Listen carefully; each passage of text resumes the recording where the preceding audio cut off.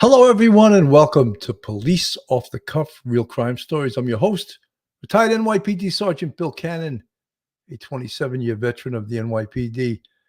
You know, another really tragic story and a bit of a mystery uh, in Myrtle Beach, South Carolina. And what exacerbates this and that's Mica Miller on the screen. What exacerbates this is the fact that the medical examiner has just come back with the cause of death being a self-inflicted gunshot wound. So the pastor, John Miller from the Solid Rock Church in Myrtle Beach, South Carolina, uh, Mica Miller, it was determined by the medical examiner that she died from a self-inflicted gunshot wounds days after filing for divorce from her husband, John Paul Miller. Mica, who was 30 years old, was found dead at Lumbee River State Park, North Carolina on April 27th, weeks after she shared a video speaking about abuse within marriage as claims emerged she was being harassed and was afraid for her life. In the days after her death, her friends and family held a rally calling for justice for Mica outside the Solid Rock Church where Pastor Miller, 44 years old, works. The pastor stunned his congregants last week when, after service in which he had laughed and appeared entirely at ease, he announced that his wife had died and that her death was self-inflicted. That's a little bit bizarre. On Monday, Robeson County Medical Examiner Dr. Richard Johnson told ABC News, based on the nature of the wound, that it is consistent with a self-inflicted gunshot wound, and it was not in the back of the head, as has been speculated. Weeks before she died, Mica posted an emotional video in which she spoke of abuse within marriage and offered support to anyone struggling with leaving a dangerous situation because they think God will be mad at them. So this is a real tragic situation. And because the medical examiner has now ruled this a self-inflicted gunshot wound, does that end this investigation? Absolutely not. Absolutely not. I've seen self-inflicted gunshot wounds that later on came back to be homicides. And we'll go over some of the things that should be present at a location in order for a determination of a self-inflicted gunshot wound. So, folks, hold on to your hats, hold on to your seats. You're about to enter true crime from a police perspective. You're about to enter the off-the-cuff zone, the police off-the-cuff zone.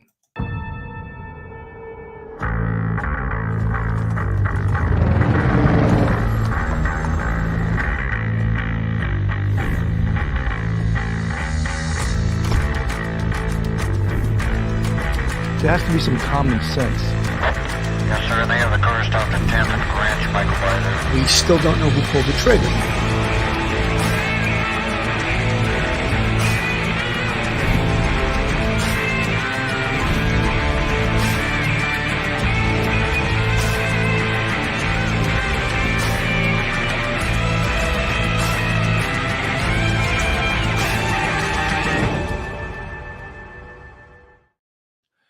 You know, this is a classic case of, spousal abuse. But can they prove that there is foul play here? And one of my big concerns, of course, is that this came back as a self-inflicted gunshot wound. On Monday, before her cause of death was announced, ABC reported that Mica had filed police reports against a man whose name was redacted in the reports in March, accusing him of harassing her. She had told officers that she was afraid for her life, and she had found a tracking device on her car and had her tires repeatedly deflated. After her death, Myrtle Beach Pastor Miller stunned his congregation at Solid Rock at Market Common Church in South Carolina when announced that his wife had died and her death was self-induced. He then told worshipers that he would be taking a little break and to leave the church without discussing what he had just told them. In the days since Mica's death on April 27th, her family had pushed back at her husband's explanation of it as a suicide. So there's absolutely some more investigation to do in this case. Some of the things that we should see if it is a self-inflicted gunshot wound is, first of all, the gun should be present at the scene. All right.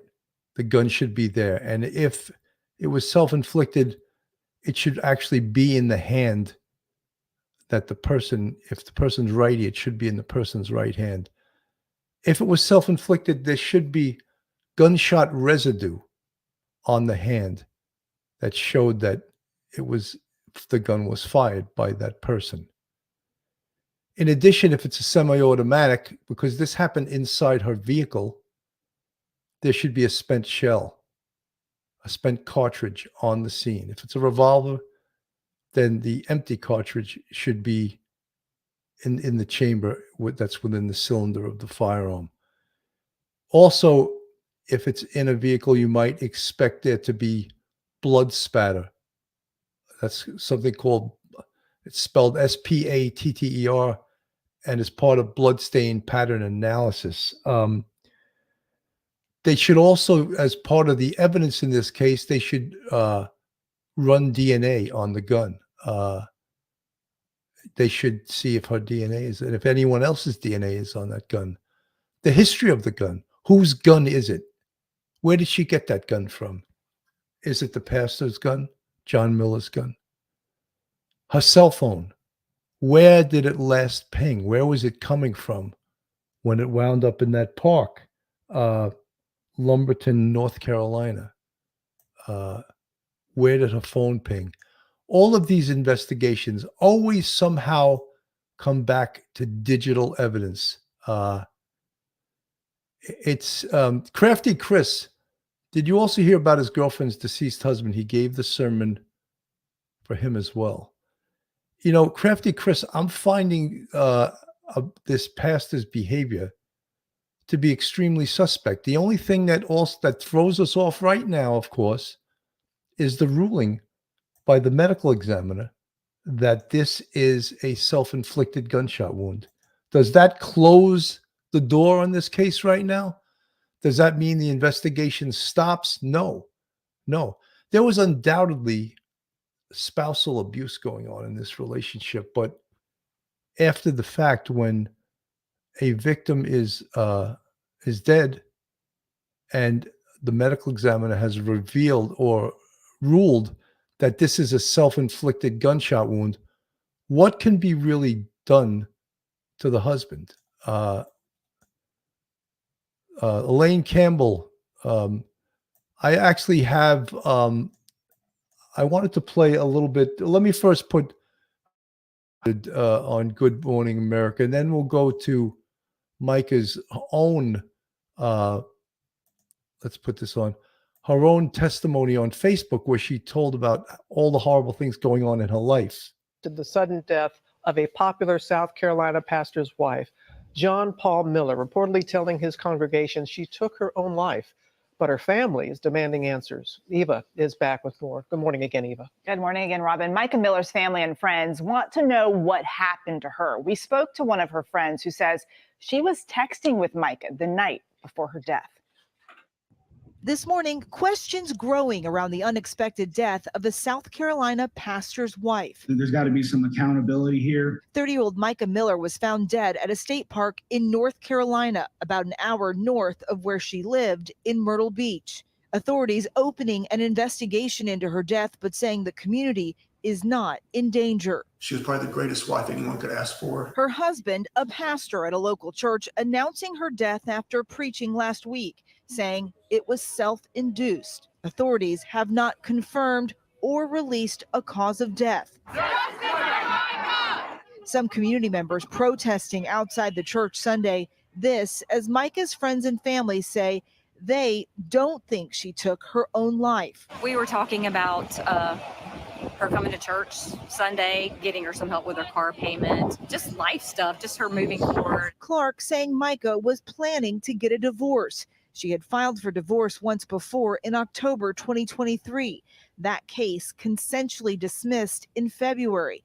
In March, Mica posting, "Please share this with anyone struggling with leaving a dangerous situation." God hates divorce because it hurts people. But does abuse hurt people? How do you think God feels about that? And this was her last Facebook post. When terrible, terrible, terrible things happen to you, y'all know what I'm talking about. RPF, resting peace face. And her family releasing a statement overnight saying they are grateful for all the support, asking people to use the hashtag Justice for Mica. Rebecca. So, it's really heartbreaking, because if it is true and the police are accepting the medical examiner's finding of a self-inflicted gunshot wound, then what about all the things that were going on in her life? What about the spousal abuse? What about the person that slashed her tires and put a tracking device in her car? Was that her husband? Because it was redacted. I said that wrong another time. Redacted from the complaint report. Was that him stalking her? I would like to know that. They haven't released that. This is Mica, what they were talking about when she went on Facebook and spoke about her life and how it was abusive. And I'm going to play a little bit of this so we get an idea of what was going on in her life. I've had a lot of women that have reached out to me about situations of abuse. And I just want to tell you what a lot of people have told me lately and reminded me, because I think I forgot. I knew, but I pushed it in the back of my head just because of my situation. But you are the bride of Christ. Before anybody else's bride, male or female, it doesn't matter. It doesn't matter what gender you are. Abuse is abuse. And you are the bride of Christ. And my Bible says that he took all the abuse you could think of for you so that you didn't have to live that life of slavery and bondage and pain. Jesus took it all for you. So you don't have to stay in a abusive relationship, whether that's sexual, whether that's somebody forcing you to take illegal drugs or alcohol abuse or physical abuse, psychological abuse, making you think that this is all your fault, or you're a bad mom, or you're a bad wife, or you're a bad husband, or you're not giving it your all when you know you are. God hates divorce, but why? According to everybody I've asked and the scriptures that I've found, it's because it hurts people. But does abuse hurt people? How do you think God feels about that? So I want to remind you, like a bunch of people have been reminding me lately, that I'm God's bride first. And even an earthly spouse who's a good spouse, when they know that their bride is being hurt, just imagine what an earthly spouse does. What do you think your heavenly spouse does when you're the bride of Christ and he sees his bride going through abuse and hurt? What do you think he thinks about that? So, encouragement in all this is you are the bride of Christ first before anybody else's. And he's got you.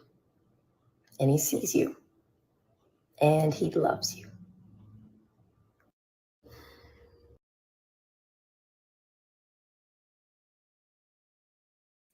If that's not an abused woman, then I've never seen an abused woman. And she's pouring her heart out. And unfortunately, it's almost like a precursor to what was going to happen.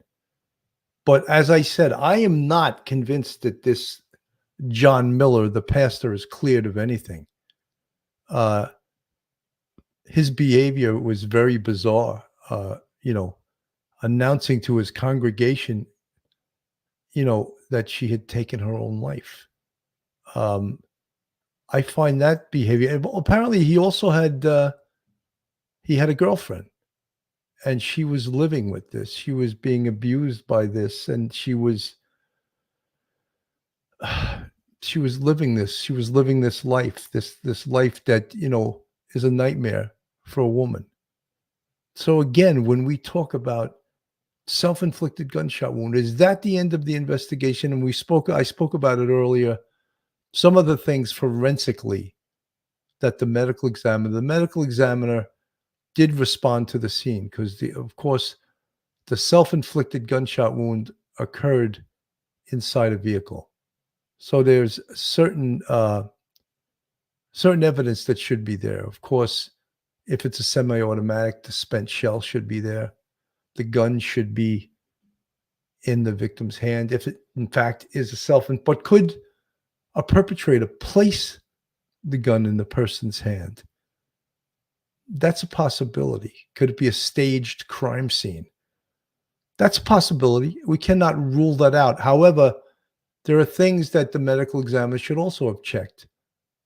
Gunshot residue on the person's hand. And the gun should be in the strong hand. The person's, if they're lefty or righty, the gun should be in their right hand. Lefty, it should be in their left hand. Is there gunshot residue on the hand? Is there blood spatter within the car? People that commit suicide with a gun, I just don't want to get so graphic, but it usually is to the temple or the gun is put inside the mouth. And that's, it's horrible to hear that, but that's how medical examiners also do their work. They look at the crime scene. Now, I would really like to know, was the husband, John Miller, the pastor, was he her stalker? Was his name on the police report? Was he the person that put the tracking device in her car? Was he the person that was slashing her tires?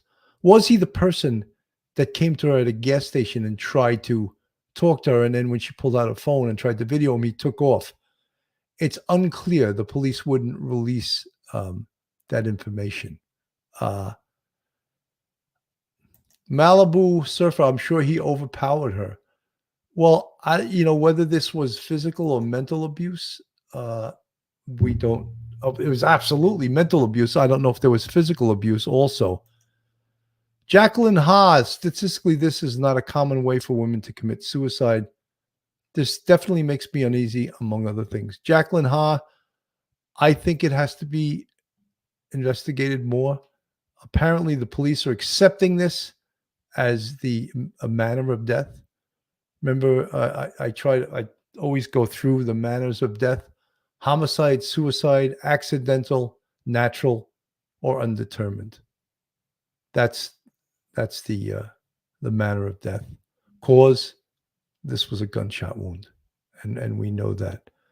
Annie Oakley, did she own a gun? That was part of what I spoke about in the opening. Did she own a gun? Whose gun was that?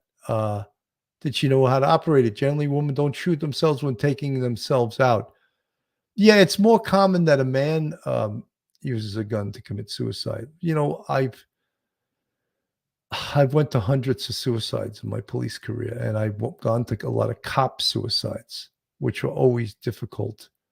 And if a cop kills himself, 90% of the time, the choice of death is his gun, his own firearm. So, Deb Galloway, all I heard was that she was shot in the front of the head. Deb, they didn't release that information.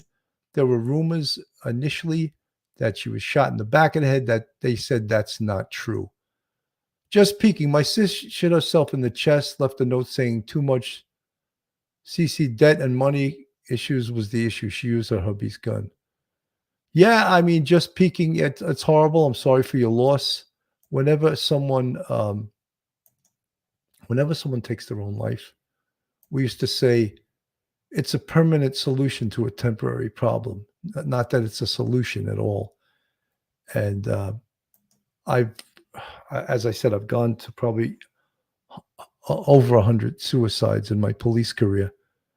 Dr. Stephen Washkill, who is the NYPD expert on suicide and counsels cops, and he has a famous quote that he says, "When you've seen one suicide, you've seen one suicide." In essence, they're all different. They're all done for different reasons. They have certain commonality, but some of you would have mentioned that, yes, it's not that common that a woman uses a gun to commit suicide. And that's absolutely true. Authorities are investigating the death of a South Carolina pastor's wife after her body was found in a state park about a week ago. Pastor John Paul Miller told his congregation that his wife, 30-year-old Mica, took her own life after struggling with mental illness. But her friends and family say otherwise and want police to, quote, deeply investigate what happened. More than 100 people rallying outside John Paul's church in Myrtle Beach, demanding justice for Mica. This happened on Sunday. Our very own Kelsey Kernstein has been digging into the story. Kelsey, some pretty startling court documents revealing what may have happened just before Mica died. Yeah, hey there, Hannah. They really are startling. So according to reports, just days before she died, she filed multiple times for illegal separation from her husband. We're also learning that she even filed for divorce back in October. Then Mica posted on Facebook about abuse just weeks ago. The video offers advice for people who may be in an abusive relationship. And some believe that this video is proof that Mica was in one herself. God hates divorce. But why? According to everybody I've asked and the scriptures that I've found, it's because it hurts people. But does abuse hurt people? How do you think God feels about that? So according to the police report, 30-year-old Mica Miller died on April 27th. We know that her body was found in Lumbee River State Park in North Carolina. That is just about an hour away from where the Millers live in Myrtle Beach. Just days after she died, her husband, Pastor John Paul Miller, told his parishioners that she had taken her own life and blamed it on her years of mental health struggles. However, police say they are still investigating how Mica died. I got a call late last night. My wife has passed away. And yeah, it was self-induced, and it was up in North Carolina. Y'all pray for me and my kids and everybody. And she wasn't. Y'all knew that she wasn't well mentally, and that she needed her medicine that was hard to get to her. And this is interesting, too. A Facebook group called Justice for Mica pointed out a statement from her obituary that they believe was odd. It reads, she would praise her husband after every church service, telling him he was the best preacher in the world, in parentheses, even if it wasn't true. She also told him he was the funniest preacher in the world, in parentheses, even if that wasn't true either. We also know on Sunday, dozens of people came together in Myrtle Beach, and they gathered outside the church to rally for Mica and send a message to her husband. Take a listen. I came out today to support her family, to support her story, because her story is important and it needs to be heard. I remember one time passing by just saying hi, and it was like the biggest smile on her face, saying hi back. Mica's sister also telling her friends on social media not to listen to false stories being shared about Mica. And a friend of Mica is also saying that she spoke to Mica multiple times a week before she died, and that her final text to her on Friday night was not a woman about to die, but a woman making plans to live. We have also reached out to John Paul Miller's church for comment, and we were told that now is not a good time to interview him. Hannah? Kelsey Kernstein, so many unanswered questions. Thank you so much. So, again, a lot of unanswered questions. You know, I find John Miller's behavior rather bizarre. Announcing it to the church that my wife has passed away. She took her own life. She had mental health issues. Is that something you would announce to your congregants when your wife just died? I find that very bizarre. Someone posted this on Facebook, and they didn't leave their name. We watched a grown man groom a youth member for years. We watched him take absolutely everything from her. We watched him destroy her mentally. We watched him destroy his own family during the process. We've watched him play God over a congregation for over a decade. He is a true wolf in sheep's clothing. He has stayed untouchable. He has put himself at the top of everything. He has gotten away with all of his wrongdoings. I'm so sorry, Mica Miller. You deserved better. You deserved our help and our love. I will carry this guilt forever, knowing I should have done so much more. I can't change the past, but I will not stay quiet any longer. To all of the old SRM members, I hope you feel the same. Enough is enough. We have to bring this man down from the pulpit. Wow. I would imagine people in this community have very strong feelings about John Miller, the pastor. Apparently, he's been relieved of his duties from his church by whoever his boss is. Via email, he was removed. Is that removal permanent? Is that removal temporary? That all remains to be seen. We see pictures of the service. Mica Miller was very much loved in this community. When you hear like he met her when she was 14 years old, and that's what he already had 5 kids, and she came in and became his wife, and immediately the stepmother to five kids. Pauline Buckles, did he groom his wife?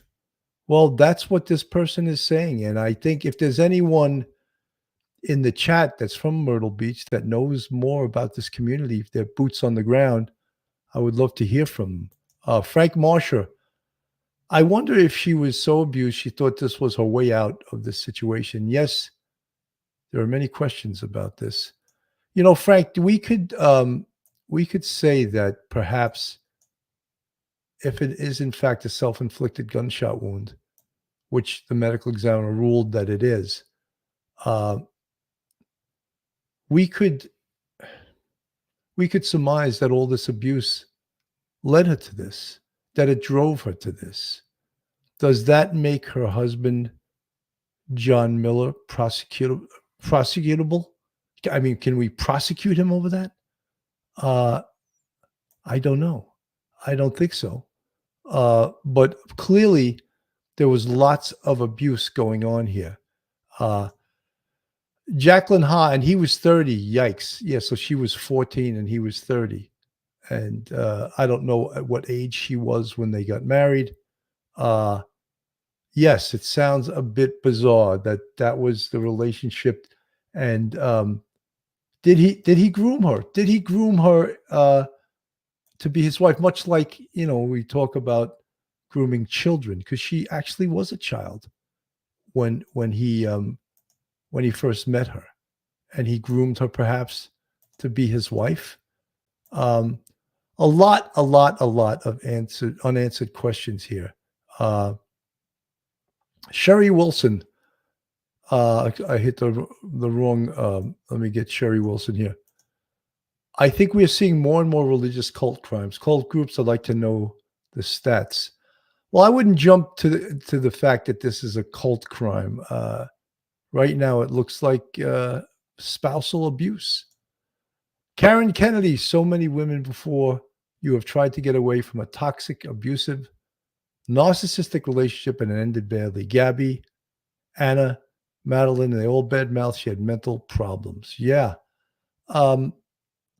Mental health issues. But his Smoke and Mirrors, South Carolina. So she was 14 and he was 28. And at that time, he had 5 kids from another marriage. And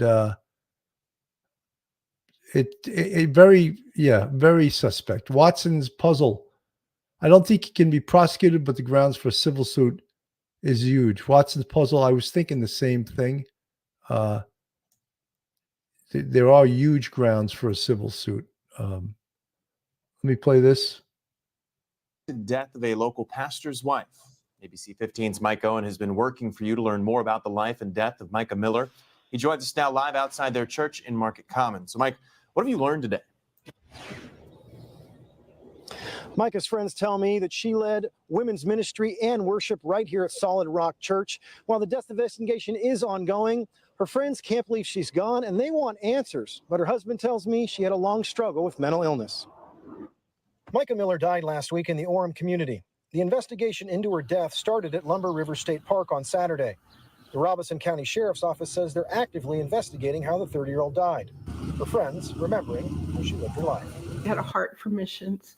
When she went to Africa this time, she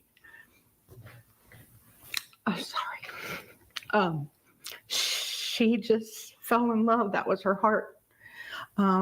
She'd do anything for anybody. She's survived by her husband, the pastor at Solid Rock Church in Myrtle Beach. He says Mica dreamed of opening up a school in Africa and was always giving to others. She was probably the greatest wife anyone could ask for. She was incredibly affirming. We spent every night together for hours, just talking and talking and talking. Miller says her death was a suicide, but a cause of death has not been released. But many of her friends are struggling to come to terms with that. This has to be at least looked into deeply. There's got to be some accountability here because, it's a tragic life was lost, and it's not just as simple as somebody had some mental issues. But Miller says Mica battled mental health issues for years, even speaking openly about it to the congregation. She had struggled with suicide before, and each time, helped her through it, took her to her doctor, and we got through it, and everything was fine. And she even gave a few testimonies here at church. We have on video of times where she had battled suicide, but God took care of her and got her through it. For families dealing with mental health issues, the pastor at Solid Rock Church has a message. The second you see any type of sign, get them to a doctor. The second you see it, don't wait. A memorial for Mica will be held this Sunday at 3 p.m. at Solid Rock Church. A group of her friends will also be meeting there at 9 a.m. to hold a Justice for Mica rally to bring awareness to her struggles. Connor, back to you. In most jurisdictions, an autopsy with a suicide is mandatory. It's not. They're not going to do an autopsy, especially in a situation like this, where there needs to be more investigation. What was going on here? She had indicated that she had this stalker. The police know who this stalker is. Was this stalker her husband? That wasn't revealed in the complaint reports. Who was slashing her tires? Who put a tracking device in her car? Who followed her to a gas station? Was that her husband? Well, the police know who that was. We don't know who it was. We don't know who it is right now, but they know. His behavior, Smoke and Mirrors, South Carolina, she was waiting for the 1-year requirement for a South Carolina divorce.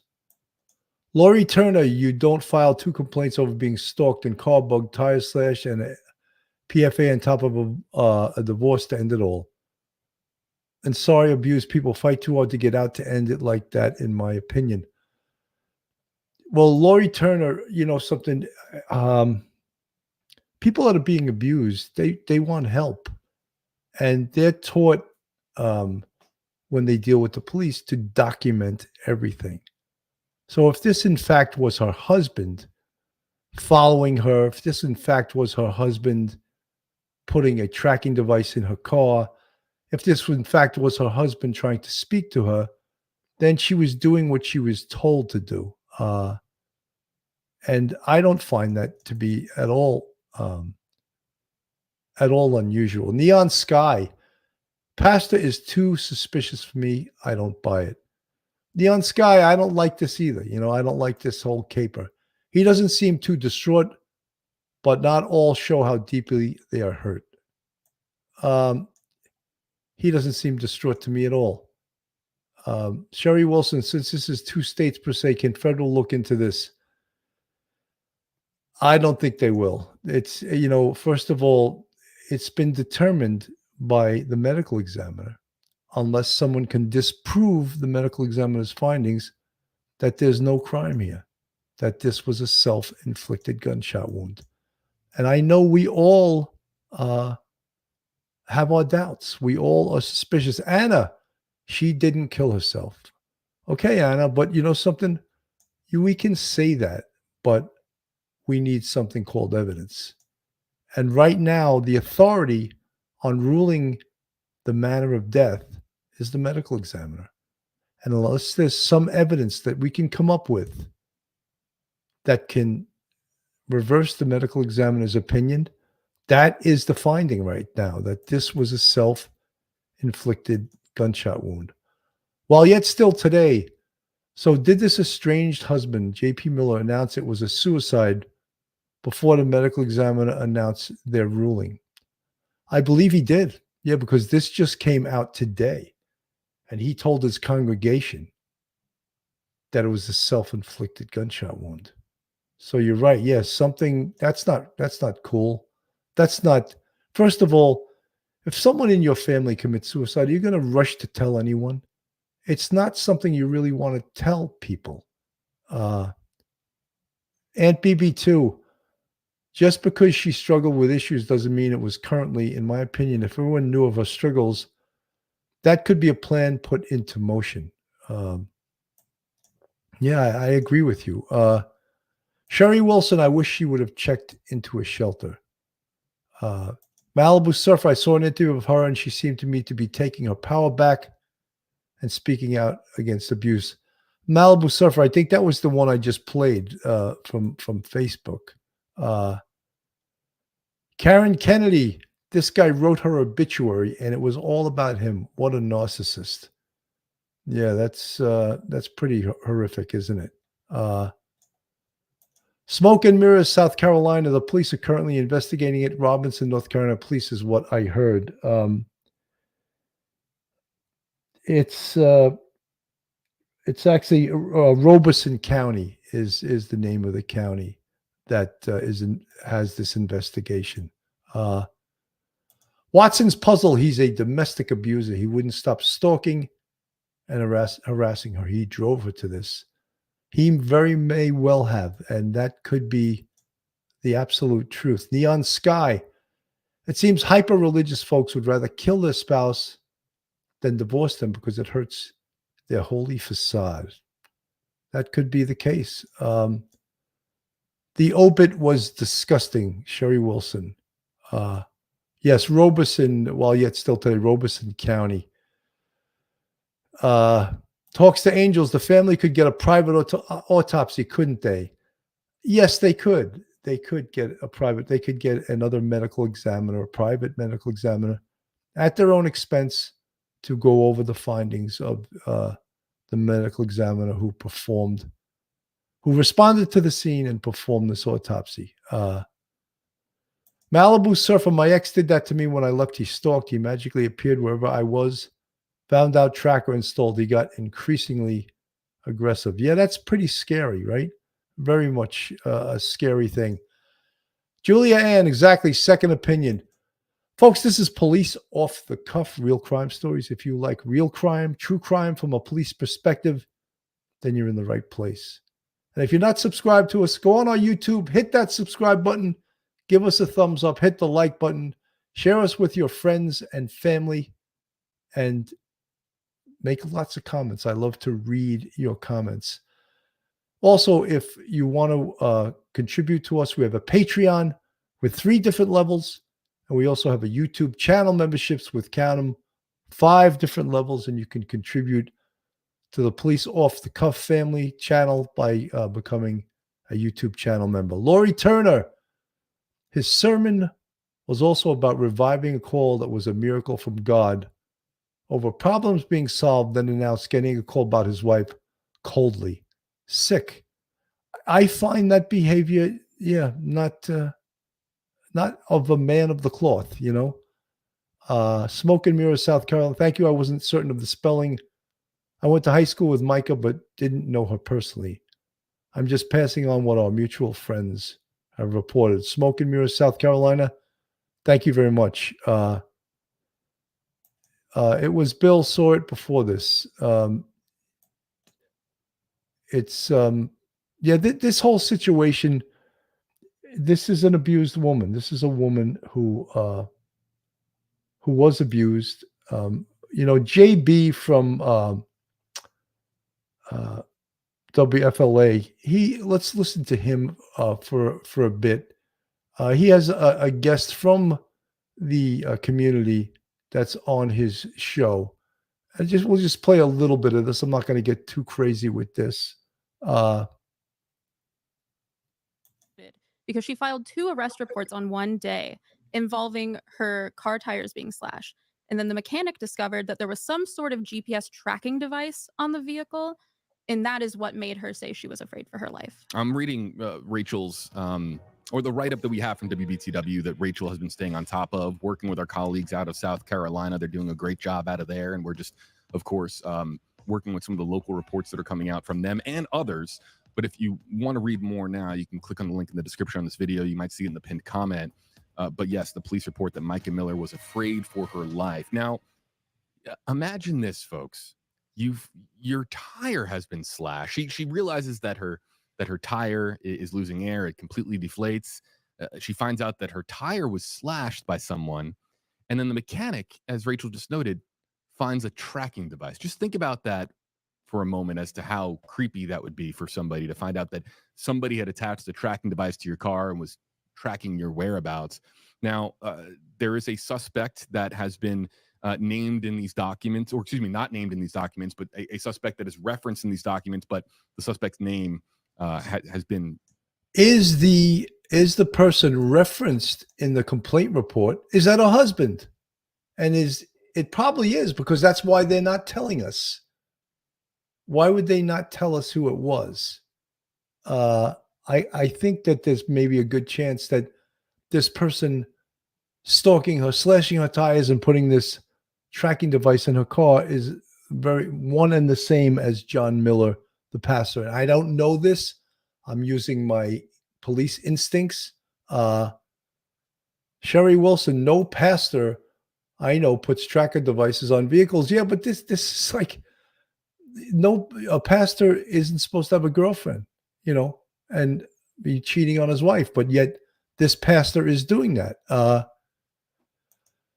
Jacqueline Howe, Bill, I was going to ask you that question. Why would they redact it? They just don't want the public to know. If it is the husband, they want the investigation to have some secrecy to it. If it's not the husband and it's someone else involved, they want it to be kept secret. And so, again, for investigative purposes, they don't want to put that out there. Redacted, and so we don't know who that is. We do know, Rachel, that it is a male, correct? A male individual. Their name was redacted because there were no charges filed as a result of the investigation. Right. So the victim, I'm reading the quote here. The victim advised me she was afraid for her life. While I was out with the victim, she received a no-caller ID call, which ended up being the suspect.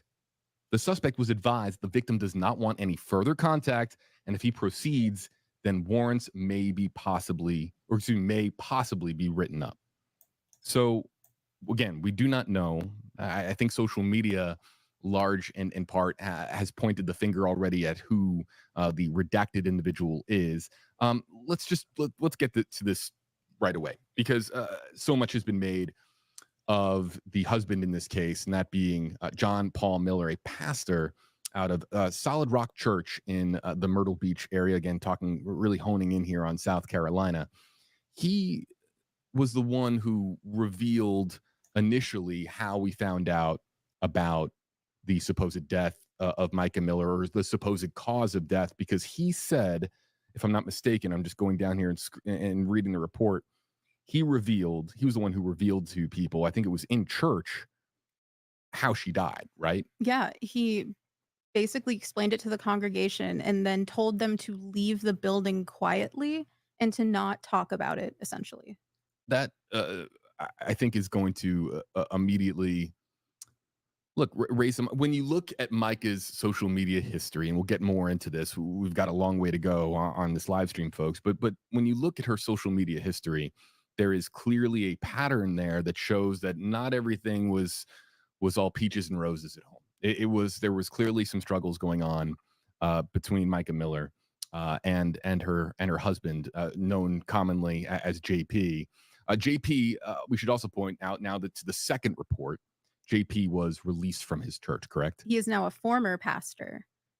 Church officials released an email basically saying that he's been relieved of his duties as a pastor. Yeah, and I think the site's down too. Did they take the site down, or did the That site? happened before today, actually. Right now, did the You know, he's been relieved of his duties as a pastor. And when you think about it, how could he continue as the pastor of this church, or any church for that matter, with these allegations flying around?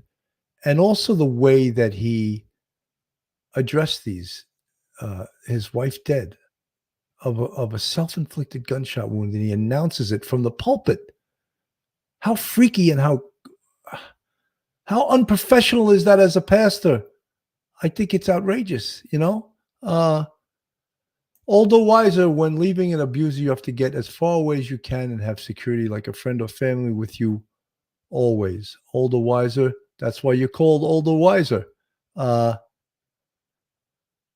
Deb Galloway, he just used church funds to pay off his house, then put it in the church's name. I think the papers he was served with have something to do with him being sued for something. Well, more and more will come out as this case proceeds. Watson's puzzle. I'm sure the whole congregation reeled back in shock after that sermon. Nina Chandro, unless he asks for a bench trial, then it'll be the judge ruling the verdict and the punishment. Nina, we're getting way ahead of that. Right now, we don't have a crime. Right now, according to the medical examiner, what we have is a suicide based on a self-inflicted gunshot wound. We may all disagree with that findings, but a crime scene is done scientifically, not emotionally. All right. And we're all reacting through emotion because we don't want to believe this. We want to hold someone responsible. And if Mica, in fact, took her own life, isn't indirectly her husband, John Miller, still indirectly responsible, perhaps for the spousal abuse, the mental torture he inflicted upon her? Elizabeth Salvatore, he groomed a 14-year-old. Why was he pastoring at all? This is not new, his disgusting behavior. Elizabeth Salvatore, you're preaching to the choir, as they say in the church business. I couldn't resist that joke. Watson's puzzle, the papers he was served, has to do with Mica. No doubt, no doubt. Malibu Surfer, from the chat, narcissists love to try to get out in front and smear their victim. He had a built-in audience with the church members. No doubt, no doubt. Sherry Wilson, Bill, the feds may step in on a RICO.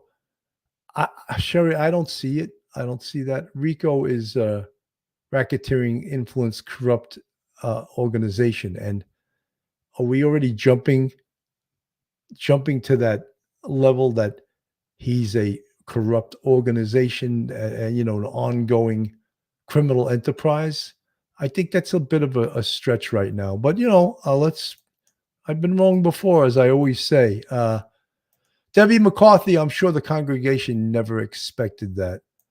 I don't think they did. I think this is, many people, Smoke and Mirrors, South Carolina, he is likely trying to hide assets because in South Carolina, they make you provide a financial declaration during a contested divorce. He's also, when you're in the religion business, Simon Irvine, it gets very, Simon Irvine, it's all going to hit the fan soon. When you're in the religion business, one of the things is the money you bring in is tax-free. I don't understand that. We're all out there busting our ass and paying taxes. So if you're a church or a religion, a mosque, a temple, you don't pay taxes? Why not? I never understood that. Why not? And people may be looking at me and say, oh, it's blasphemy, blasphemy. Give us a break. Have the church pay taxes. Take some of the pressure off of us hardworking taxpayers, right? Sherry Wilson, if he's misusing money, tax-free money at that, big no-no. I was just addressing that, Sherry. Aldo Weiser from the chat, but we know he's committed other crimes. And that's what people need to go after with a private investigator if the cops won't. I think that Nina Chandro, yes, sir, I was addressing another user on the question why they are not giving more details. Okay, Nina, I didn't mean to. I was just questioning what you said. It's hard for me to keep track of you guys talking to each other in the chat. Sometimes, I got to concentrate on the screen, and it's doing this is like juggling, chewing gum, walking, and all jumping rope all at the same time. Maybe not that difficult, but as there's a lot of things that you have to do at once. Aldo Weiser, families left that church because he was grooming young women. So it was known long before this. The church is culpable in his behavior. Wow. You know something? We're seeing this more and more. And we saw this in the Utah with the Mormon church. If he was doing this and there's complaints of this, then maybe that is why the people in charge of this church got rid of him right now, because they know that something is going to come back on this. This channel has educated me on why so many women are murdered when leaving a narcissistic relationship. It's about ultimate control. I discovered my husband is narcissistic. Wow. Neon Sky, Bill, question to you as an officer. Is it possible for someone to hold their hand over hers and pull the trigger? Can an investigator tell? That's possible. That's possible. But another thing, a Neon Sky, again, let's get back to the digital evidence. Unless he was smart enough to leave his cell phone at home, his phone would put him there, wouldn't it? His cell phone would put him there. And if he was home, wouldn't his cell phone be home? So wouldn't his cell phone be home? And maybe I'm oversimplifying it, but most people in this day and age, they can't do anything without their cell phone. They don't leave home without it, as they say, JS from the chat, pastor allegedly had a girlfriend, Susie, whose paralyzed husband drowned in a swimming pool 3 years ago. His wheelchair fell into the pool. A guest on Gray News reported this today. Wow. That sounds pretty suspicious too, doesn't it? This is all stuff that Julia Ann's sermon was dark and evil. Hopefully no cremation. He's guilty of mental abuse. Plus justice for Mica. Julia Ann, are you from that community? Did you attend that church service? Elaine Campbell, if you're with a 501c3 church, run. Wow. Sherry Murray from the chat. Yes, I agree, Sarge. Under what charges could this happen? If she did this herself and she was disabused, I don't think you have a criminal charge. Potentially, you would have a civil charge, and the family would have to address that in civil charges. But if he drove her to commit suicide, I don't think he can be charged with that. It's a self-inflicted. If it stands up, the medical examiner's ruling a self-inflicted gunshot wound. Site crash, or did they take it down? Do we know?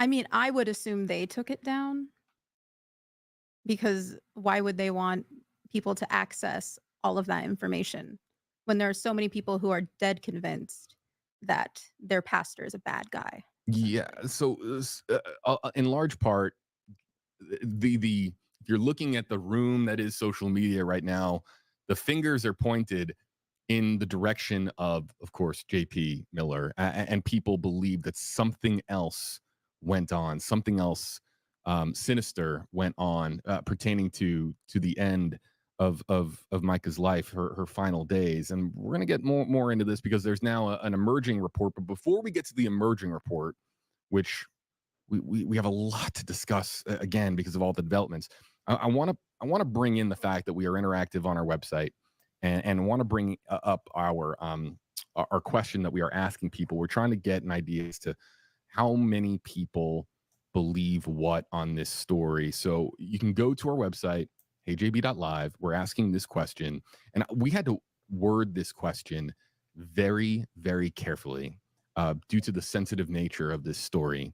And we're trying to, again, get an idea as to, there's so much goodwill out there from people to just discover the truth as to what happened. A lot of people who have been rallying around Mica's family, friends, the community, people who just want the truth to come out, people who don't believe that the truth is out as it stands right now.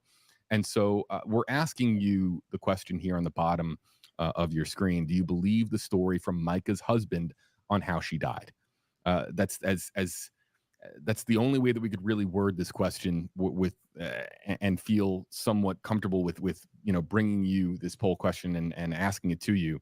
So we're going to come back to this, but you go over, you click on the link, you go to heyjb.live. There's the only purpose of that link, of course, is to gather votes and to gather comments. It's our interactive destination so that we can do this across Facebook, we can do this across YouTube, we can do this across social media. People who have watched our live streams before know that it's literally just one tap, no sign up required, no email address, none of that junk. I hate when you go to a website and you have to sign up for something and give your whole life story to just participate. No, we don't want that. That's a what I'd like even to ask you. How many people in the chat believe that this was a self-inflicted gunshot wound? If you believe that, you believe in what the medical examiner has ruled, put a 1 in the chat. If you believe that John Miller, the pastor, or someone else was responsible for the death of Mica Miller, put a 2 in the chat. I'd just be interested to hear or see your feelings about this. And this is no doubt, this case is crying out for more investigation, screaming out for more investigation. And let's hope that the police give this the level of investigation necessary. Older, wiser, the husband in the wheelchair had been going to that pool for years and never fell in. But then she's having an affair with psycho pastor, and all of a sudden, guy goes into the pool. Older, wiser, that sounds pretty suspicious to me. While yet still today, sorry, did someone say how old Michael was when she married him? 20? I'm really wondering if it was a 10-year marriage at most, but the last 3 years, and maybe Susie was also in the marriage. Well, while yet still today, she met him when she was 14. So did she in fact marry him when he was 20? And she married into an instant family. He had 5 kids already. So she became a stepmom to 5 kids.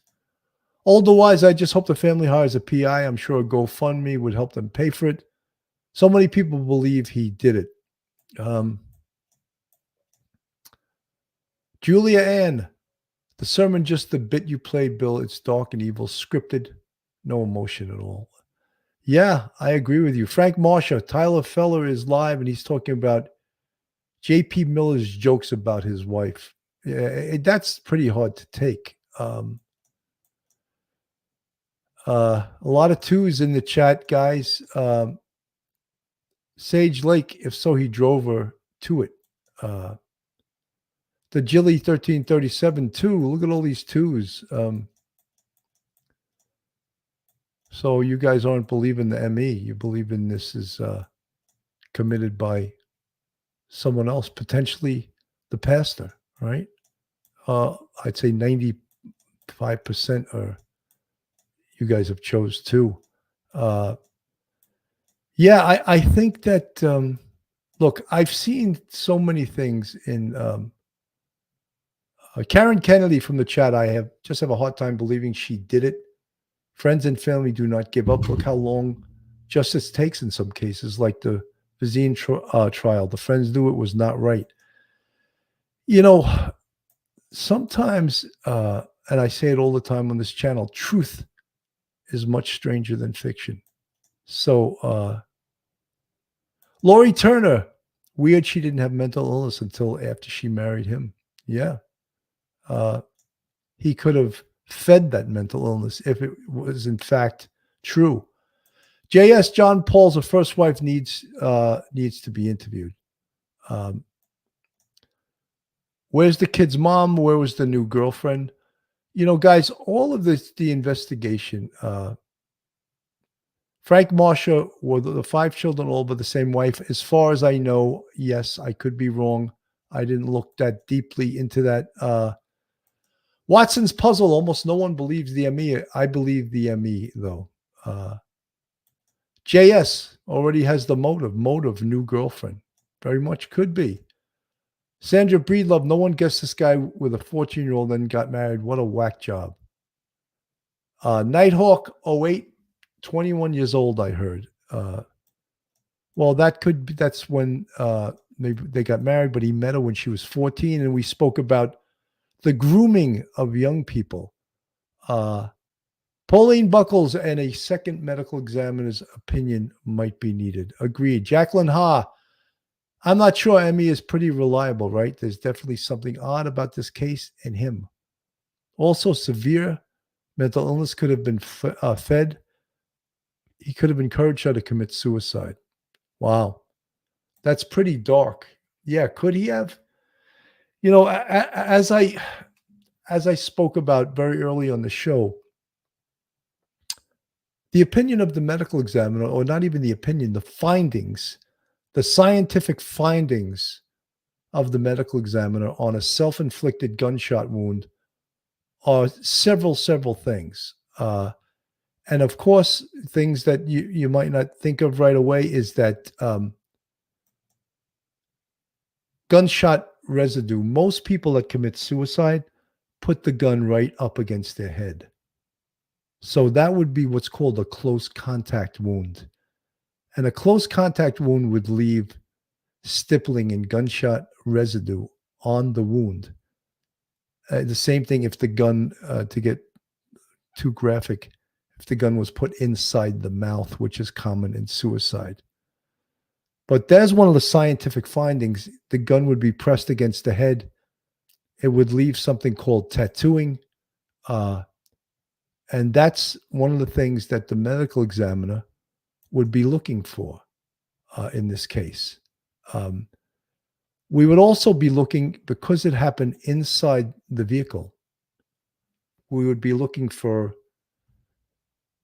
stippling and also blood spatter, because most gunshot wounds from a close distance enter and exit, and they leave spatter in the location where the gun was fired. There's another evidentiary thing. We'd be looking for gunshot residue on the hand, which I said before. Obviously, if it was a suicide, the gun should be on the scene. You know, there are cases where families find a loved one that committed suicide, and they're so embarrassed that they'll take the gun from the scene. But in this case, she was inside a vehicle. If she in fact committed suicide, the gun should be in the car. And in fact, it should be in her hand, in her strong hand. Because people, when they commit suicide, if you're righty, you're going to shoot with your right hand. So could it be a staged crime scene? Yeah, I mean, it could be. Is it likely? No, it's not likely.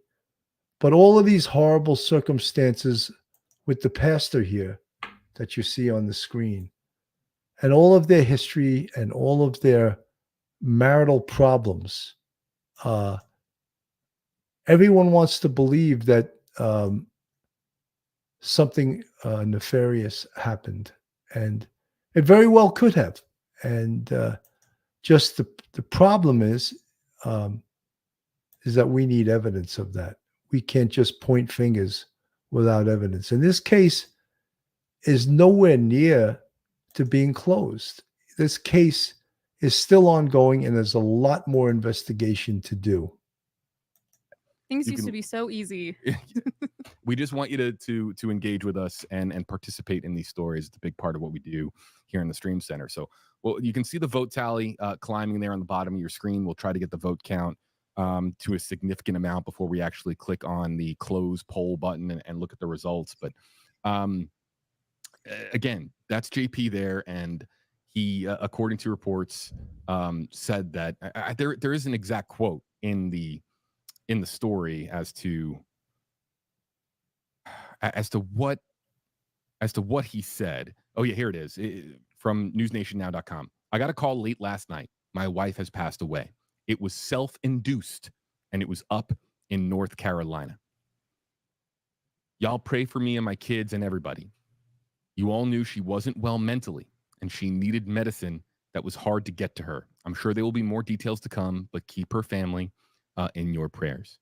That's the end of that quote. I think it's worth noting that at this time, while police continue to investigate, I believe it's a sheriff's office-led investigation, right? Yes. So deputies investigating. And you would imagine with the magnitude of the story now, how this is really growing into a national or even international story with people tuning into this and so many other reports from around the world. You would imagine that there's a lot of law enforcement collaboration going on, a lot of agencies partnering up. But this is the Robeson County Sheriff's Office. They are investigating the death of Mica Miller, and they have not named John Paul Miller as a suspect. They haven't named him as a person of interest. This is an open and ongoing investigation. So while we know that the court of public opinion really wants to label a bad guy, we see it all the time. The story is more shared when there's a villain, a potential villain at play, right? And but it has to be stated that as at this time that there is no suspect who has been named, no person of interest, and that brings us now to the most recent report that has come out, because it's not being shared by everybody. So there is a station in South Carolina that is reporting the cause of death. We are not reporting the cause of death. So let's explain why. There's reports coming out of South Carolina that her cause of death has been revealed by the medical examiner's office. Let's go back to pictures of Mica. I think that's important to see Mica here. And it's important to note that really only one media outlet company is reporting this.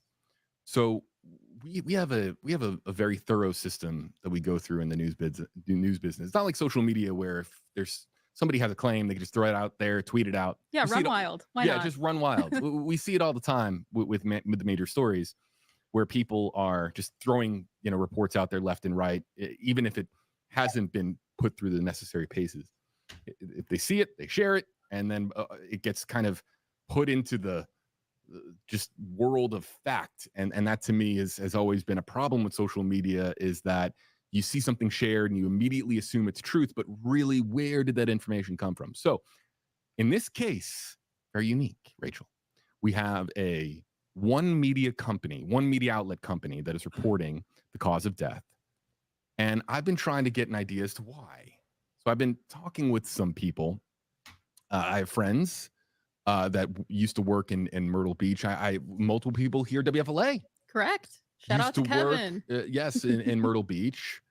And I'm going to try to word this as carefully as I can. We're waiting for a second outlet to report this. The initial report, and I want to say that this has not come out through a second report. It's one media outlet company reporting that Mica Miller's cause of death, according to the medical examiner, was a self-inflicted gunshot wound. I'm not satisfied until another station, outlet, newspaper is speaking to the medical examiner's office. I'm not saying that it isn't true. I would just like to be more thorough before we just kind of put it into history as fact. And so if anyone's... folks, one of the other things is that, of course, everyone's waiting for the medical examiner's report to come out. Everyone wants to see the medical. He hasn't issued the report, but apparently news stations, newspapers are reporting that, and the husband, right from the pulpit, said that she died from a self-inflicted gunshot wound. JB, I've heard them report things earlier. I mean, he's getting a little overly careful, I think, and I'm that way too. I see a lot of people on social media that just jump to conclusions and report things very quickly, and then sometimes it turns out not to be true. Julia Ann, happens when you believe it's the only way out, but she was away from him, so it makes no sense to go to North Carolina to commit suicide. You know, sometimes when people are distraught, they do strange things, and sometimes describing or trying to find reasonableness to their behavior, you can't always find it. Melissa Stiller, hello, Sergeant Bill and friends. Welcome, Melissa. Good to see you. Mary Rose, he was 30 and groomed a 14-year-old, and she tried to leave him after he abused her, and now she's dead. Sherry Murray, did he ever shed a tear? Malibu Surfer, I'm sure the guy was relentless in his harassment of her. You know, I've seen a lot of these. We see a lot of these preachers throughout the country, and many of them are a little shady people. You know, and I'm not just saying that because of this guy. Seems shady, but many of these preachers, they're all about the money. You know.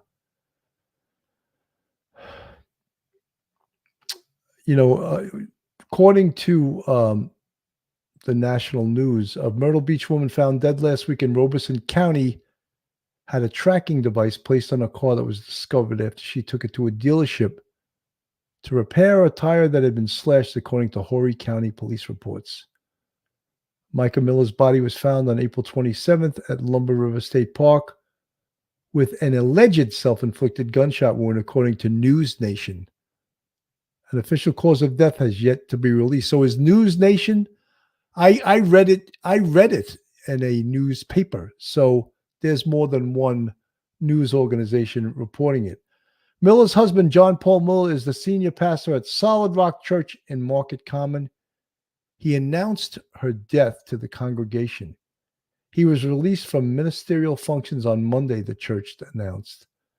Sheriff Bernice Wilkins told Nexstar's WBTW in an email on Monday that he expects a report to be available on Tuesday. So hopefully some of these law enforcement reports, perhaps the ME's report, will be available tomorrow.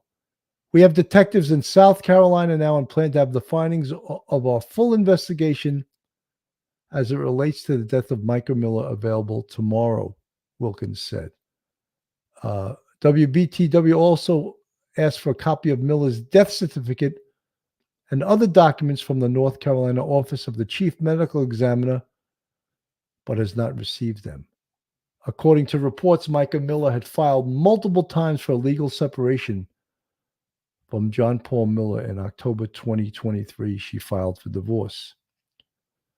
News Nation reports that Mica Miller posted a video on Facebook discussing abuse just weeks before her death, offering advice for people who may be in abusive relationships.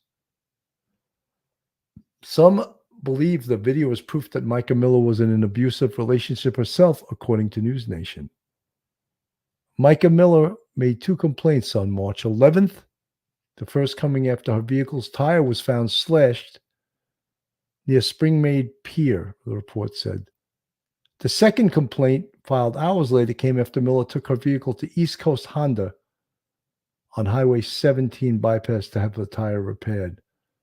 The police reports indicate that the suspect in both incidents was a male, but did not identify him. According to the police reports, Miller first contacted officers at about 1:20 a.m. on March 11th to report that one of her tires had been slashed. Officers met her at a Margarita Drive address. Miller told officers this is the second time a razor has deflated her tire in the last week, the report states.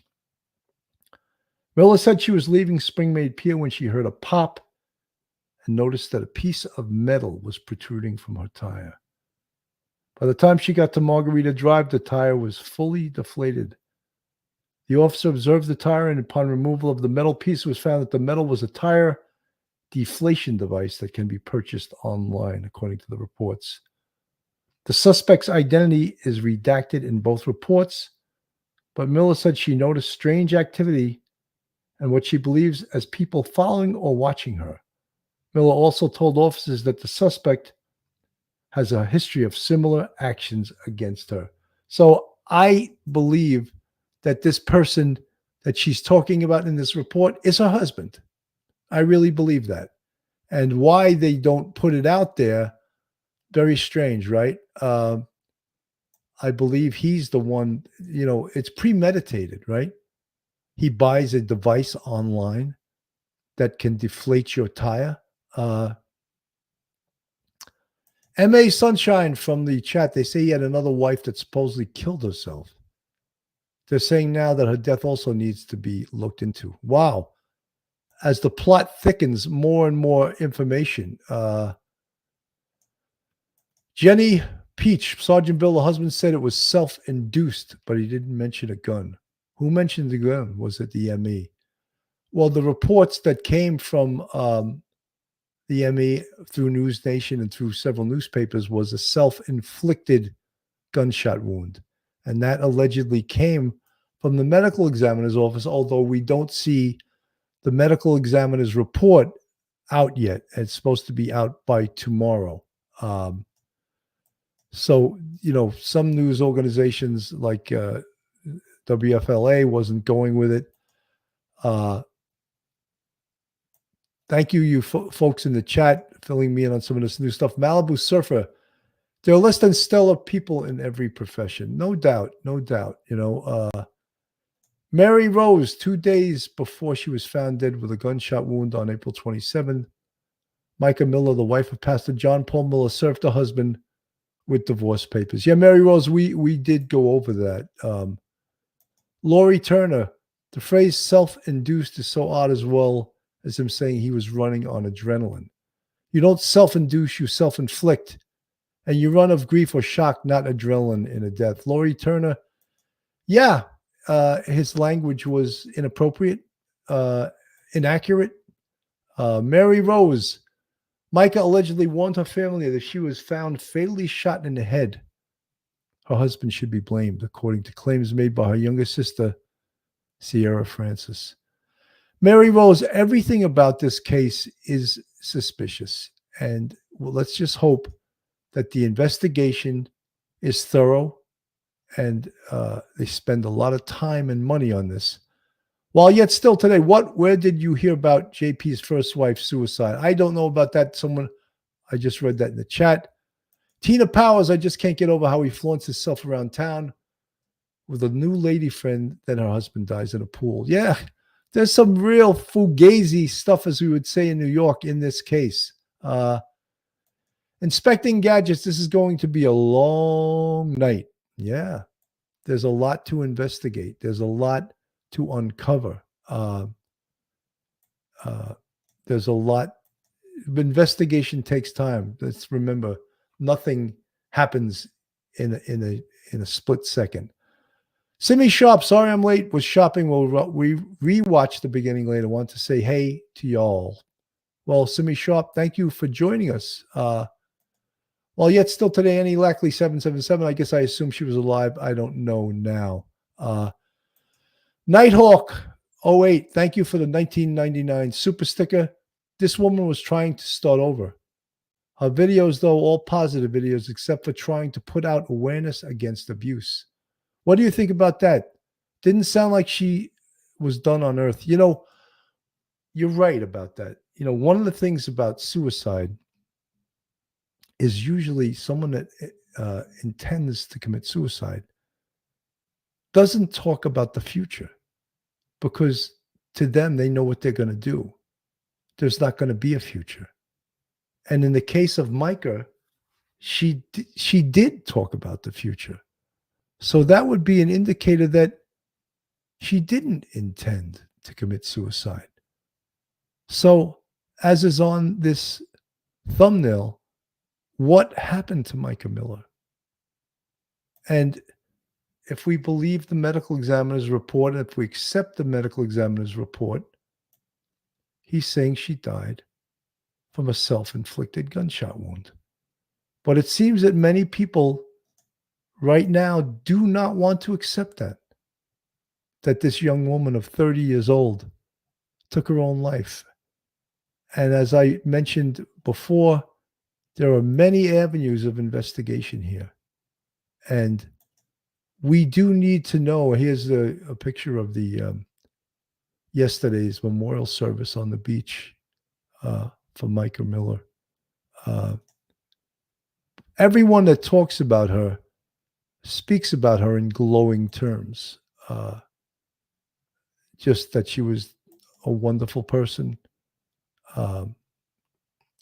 That's what we just saw. Memorial service May 5th at 3 p.m. at the beach, access nearest 91 South Ocean Boulevard, North Myrtle Beach, South Carolina.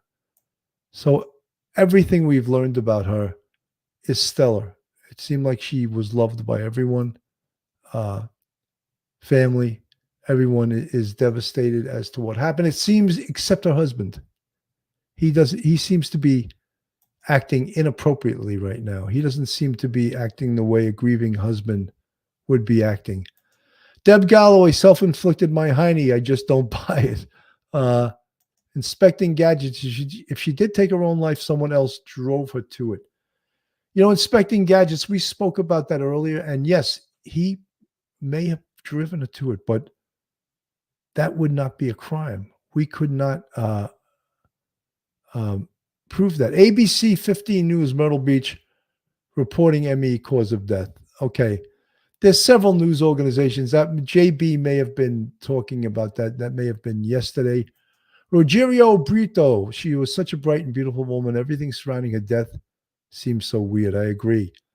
Annie Oakley 777, a 35-year-old young lady out here allegedly took her own life. She did write her loved ones letters and gave away her prized possessions. Well, that is an indication of suicide, of that your intention of committing suicide. You start giving away your prized possessions.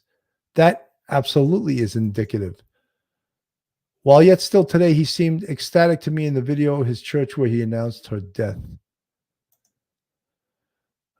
Cindy Sharp, she made all kinds of plans and goals, though. I don't think anybody contemplating offing themselves doesn't do all of that. I think you're right. So what does that leave us? That leaves us to continue to investigate this. Dim Small, depraved heart murder is a possible charge and has been used in USA before. For similar circumstances, can look it up. Dim Small, I'm unfamiliar with that charge. That doesn't mean it doesn't exist. I've never seen or heard of that charged before. Mary Rose, while yet still today inappropriate, much like Chad Daybell after he killed his wife. You know, guys, we can speculate. We can talk about this. There's many things in this case that need to be investigated, and including this man on the right. We want to find out everything about him. We want to do a deep dive into who he is, his finances, his work, his habits, what the people in the congregation say about him. Was he grooming other young women? All of those things we have to look into, because don't forget, Mica was groomed from the age of 14 by this guy. So by the age of 14,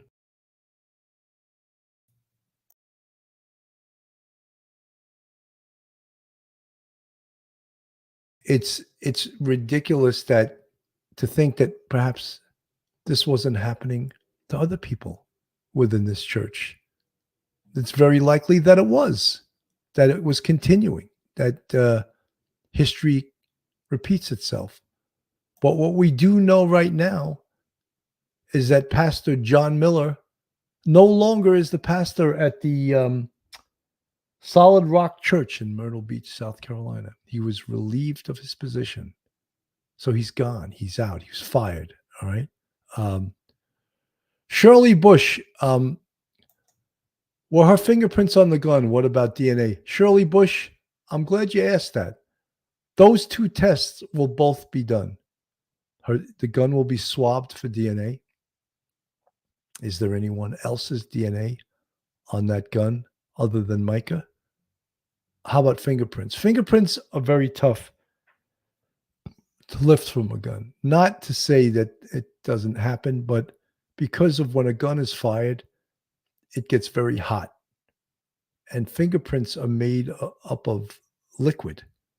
So the heat from the gun being fired can dissipate the fingerprints. And that's why it's very difficult to lift fingerprints from a firearm. But DNA is much more likely to be able to be lifted from a firearm. And again, if there's other DNA on that gun, could her husband's DNA be on that? Might that make this a whole different ball game? Yeah. Simi Sharp, in my opinion, law enforcement is definitely looking at this guy. They aren't going to say anything yet, but one day they will arrest someone. I have faith. I think, Simi, I think you're right. They're absolutely, of course, I mean, Zobe, she had proof of his misuse of finances, I heard. Look, in any suspicious death, and potentially, could we say, for argument's sake, this could still be a homicide, that the ME is wrong? The ME ruled it a self-inflicted gunshot wound. But is there the possibility that that's the incorrect finding by the ME? There's always a possibility. Probable. I don't think it's probable. Inspecting gadgets. It is good that much of the early investigation happened outside of the Myrtle Beach community, neutral spot. Yet still today, I appreciate the education, Sergeant Cannon. Yet still today, thank you very much. I actually used to be a criminal justice professor also for 10.5 years while I was on the police department, and for 5.5 years after I retired, I was a criminal justice professor. So I love to teach. Tina Powers, I would like to know what the first wife has to say, or the children. Well, I think they'll be a little closed mouth now. They'll talk to the police. I don't think they want to share this necessarily with the public. So, guys, Malibu surfer Tina Powers, yeah, but she has had some stories. Guys, tomorrow a lot of the police reports are going to be out. And so we'll find out what the medical examiner's report actually says. What led him to those findings? Some of the hopefully the death certificate will be out tomorrow. Mel Stiller, there's a possibility the gun was put against her skin and fired by someone other than the victim. Mel, there's always a chance of something like that. Is it probable? I don't think so. Tina Powers, Bill, speaking of the gun, if she did this to herself, wouldn't it be having powder on her hands alone? Tina, I said all of that earlier on. She would have gunshot residue on her hands. There would be DNA on the gun from her. There would be, if she placed the gun against her head, and we don't know where on her head she shot herself. There would be stippling, that's small particles of gunshot residue. And if she placed the gun right against her head, there'd be something called tattooing. There actually would be a tattoo on the skin where the bullet entered, because as you guys know, when a firearm is fired, gunshot residue and flames come out of the barrel of the gun. That would burn a person's skin and leave an imprint of the barrel, which is known as tattooing. So all of those things are scientifically looked at. Tina Powers, I know that the police aren't going to say too much because they're keeping some things close to the vest. I get it. Tina, you're 100% right. Excuse me. What do we got? Karen G, do we know what happened to his first wife? I don't know that. Lori Turner, how did she get a gun if she had such terrible recorded mental illness? Well, Lori, that'll be part of this investigation. Where did the gun come from? Could this gun be the pastor's gun? How did she obtain the gun? All of those things are all going to be part of this investigation. Folks, I want to thank everyone for tuning in tonight. I wanted to cover this case because I saw there's so much interest in this case because it's a national story. It's a sad case. It's a horrific case. And the investigation really, when you think about it now, is just at its infancy. And hopefully something positive will come out of this tremendously tragic incident. What happened to Mica Miller? And hopefully tomorrow we will know more, and eventually we will know exactly what occurred here. Folks, I'm Bill Cannon from Police Off the Cuff, Real Crime Stories. Thank you so much for tuning in. Have a great night, and God bless everyone. One episode just ain't enough.